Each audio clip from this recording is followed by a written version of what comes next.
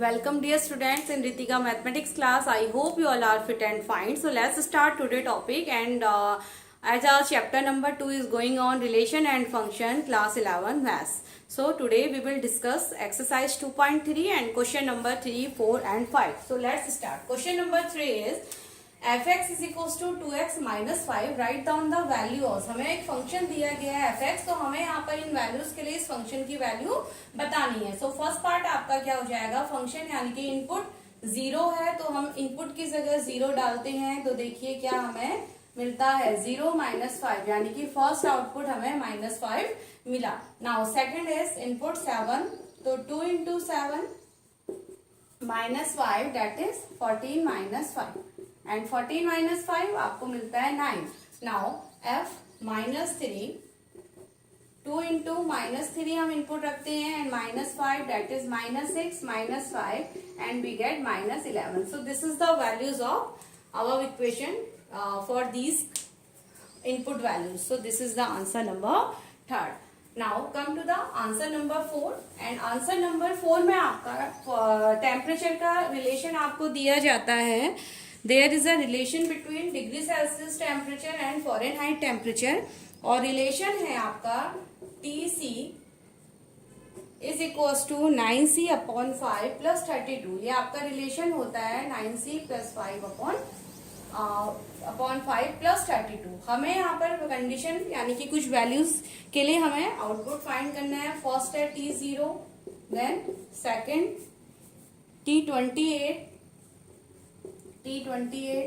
Then third है हमारा T-10 and fourth हमारा है TC की वैल्यू यहाँ पर दी जाती है 212. तो इस कंडीशन में हमें वैल्यू ऑफ C फाइंड करना है. तो वैल्यू ऑफ C बताना है क्या होगा. So let's cover the first part and fourth part. Remaining second and third part you will solve by yourself. So let's start the first part. T0 यानी कि input हमारा 0 है तो 9 into 0 upon 5 plus 32. 9 into 0 upon 5 plus 32 and 0 यानी कि 0 plus 32 and we gate 32. ये हमारा first answer. ऐसे ही सेकंड में आप इनपुट -28 रखेंगे, थर्ड में आप इनपुट -10 रखेंगे. Now come to the fourth part में क्या आपको दिया जाता है, आपको TC यानी कि फंक्शन की ही वैल्यू दी गई है 212 is equals to 9C upon 5 plus 32. ये आपके पास वैल्यू है. अब इस वैल्यू को सॉल्व कैसे करना है आपको. देखिए 212 इधर आप एलसीएम ले लेंगे तो 9C प्लस 5 का मल्टीप्लाई 160 अपॉन 5. आपने जब एलसीएम लिया तो ये वैल्यू आपको यहाँ पर मिलती है. नाउ अब 5 को आप सेकेंड साइड भेजेंगे multiply, then 9C plus 160. Then आपने क्या करना है 160 यानी कि आप जब इसको कैलकुलेट करेंगे इंटू 5 माइनस 160 एंड अपॉन 9, तो आपको यहाँ से C की वैल्यू मिलती है and you will get the final value of C. तो इसको आप सॉल्यूशन आप खुद से इसको आपको सॉल्व करना है एंड देन कोई प्रॉब्लम है then please comment me and this is your fourth question. Now come to the fifth and last question of this exercise 2.3 का फिफ्थ एंड लास्ट क्वेश्चन है. आपको कुछ फंक्शंस के लिए ओनली रेंज फाइंड करनी है. तो लेट्स सी फिफ्थ पार्ट है आपका. एक हमारे पास फंक्शन है, देखिए fx फाइंड द रेंज. हमें यहाँ पर रेंज का फाइंड करना है यानी कि आउटपुट क्या होंगे इस गिवन फंक्शन के लिए. आपके पास function fx is equals to है 2 minus 3x where x belong करता है R से एंड सेकेंड कंडीशन है कि आप x इज ग्रेटर देन 0 होगा. यानी कि ये दो कंडीशन के साथ हमें इसकी रेंज फाइंड करनी है. नाउ कंडीशन क्या है, x इज ग्रेटर देन 0 यानी कि यहाँ पर x की वैल्यू निगेटिव नहीं हो सकती या 0 यहाँ पर x की वैल्यू नहीं हो सकती. x हमेशा ग्रेटर टू 0 होगा. तो देखिए उस कंडीशन में रेंज क्या हो जाता है, x is greater than 0. Now multiply by 3 in both side आप 3 से मल्टीप्लाई कीजिए तो क्या हो जाएगा 3x 3 into 0 that is 3x is greater to 0 यानी कि मल्टीप्लाई बाय मल्टीप्लाई बाय 3। हमें इसे एक फंक्शन की फॉर्म में, इस कंडीशन को हमने लिया और इसको हम इस फंक्शन की फॉर्म में बनाते हैं। तो आप जो राइट हैंड साइड करेंगे वही आपको लेफ्ट हैंड साइड भी करना है। हमने दोनों साइड क्या किया, 3 से मल्टीप्लाई कर दिया, तो ये हमारे पास फंक्शन ये बना।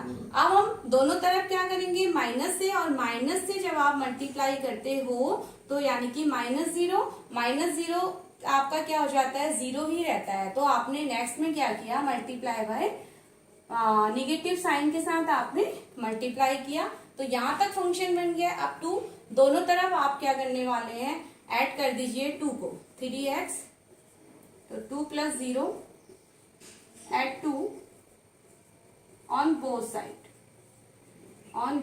साइड। ये हमारा 2 को हमने ऐड किया तो क्या हो गया, 2 - 3x > 2। यानी कि अब ये क्या आया, ये हमें फंक्शन की तो वैल्यू मिली है 2 - 3x। हम ये भी तो कह सकते हैं कि फंक्शन जो है वो हमारा, फंक्शन मतलब आउटपुट, यानी कि हमारा आउटपुट क्या हो सकता है, 2 तक ही हो सकता है, ना ही 2 के बराबर है और ना ही 2 से, यानी कि हमारे आउटपुट की मैक्सिमम जो हम जा सकते हैं, आउटपुट हमें 2 तक ही मिलेगा। तो इसका मतलब हमारी फंक्शन की रेंज क्या हो जाती है, फंक्शन हमारा देखिए -∞ से चलेगा और आपको कहां तक ले जाएगा, यानी कि <2। तो 2 पर भी हमारा ओपन ब्रैकेट रहेगा, बिकॉज 2 यहाँ पर हमारा इंक्लूड नहीं है, तो इसलिए 2 पर भी हमारा ओपन ब्रैकेट होगा। तो दिस इज द आउटपुट, -∞ से एंड 2 तक हमारा आउटपुट आएगा।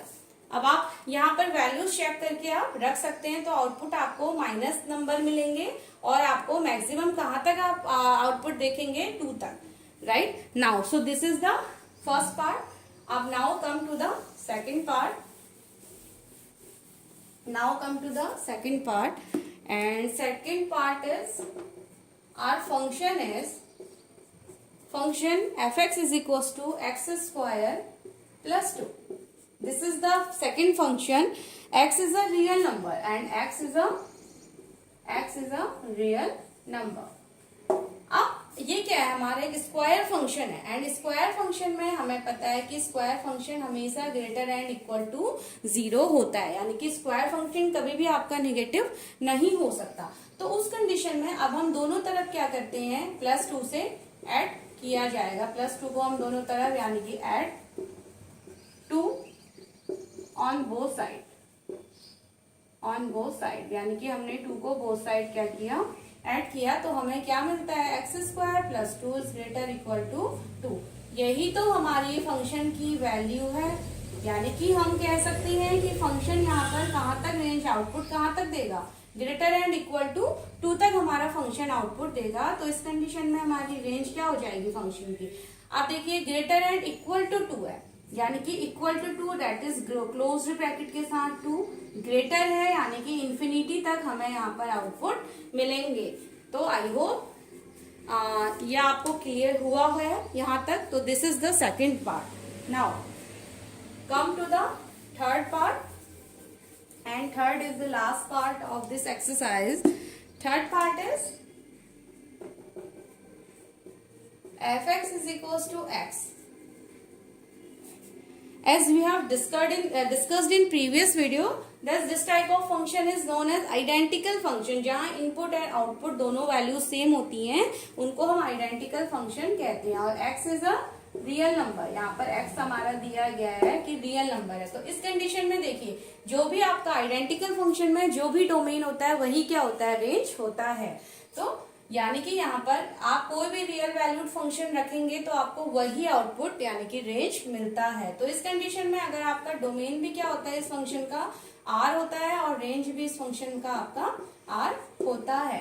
यानी कि अगर आपने कुछ भी आप रियल नंबर वैल्यू आप 0 रखेंगे 0 मिलेगा, 1 रखेंगे 1 मिलेगा, -1 रखेंगे तो -1 ही मिलेगा। सो this is the answer of part third. And with these questions we have completed exercise 2.3, and for more practice you can solve any other reference books.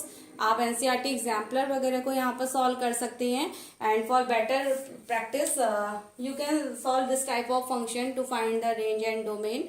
And आप प्रैक्टिस कीजिए, अगर आपको कोई प्रॉब्लम आता है then please comment me. Thank you.